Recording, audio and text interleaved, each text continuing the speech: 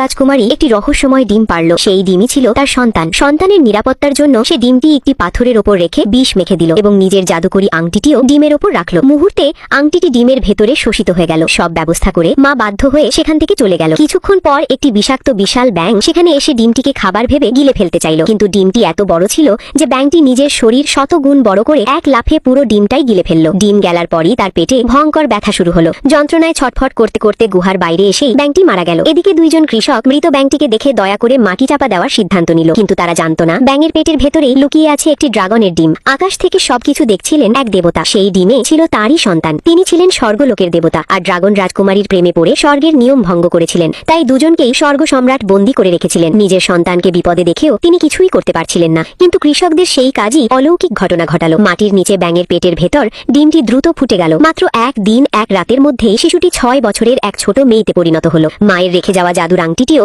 তার হাতে চলে এলো। ঘুম ভেঙে ছোট মেয়েটি চারদিকে তাকিয়ে বুঝতে পারল না সে কোথায় এসেছে। এরপর সে নিজের শক্তিতে মাটি ভেদ করে বাইরে বেরিয়ে এলো। স্বর্গ থেকে নিজের মেয়েকে নিরাপদে দেখে দেবতা আনন্দে কেঁদে ফেললেন। তিনি সঙ্গে সঙ্গে এক সবুজ সাপ ও এক কচ্ছপকে জাদু করে পৃথিবীতে পাঠালেন, যেন তারা মেয়েটিকে রক্ষা করতে পারে। কিন্তু বিপদ তখনও শেষ হয়নি। বন দিয়ে হাঁটার সময় হঠাৎ আকাশ থেকে ঈগল গোত্রের 2 যোদ্ধা নেমে এলো। ভয়ে ছোট্ট মেয়েটি দৌড়ে পালাতে লাগলো, আর 2 ঈগল যোদ্ধা তাকে ধরার জন্য পিছু নিল।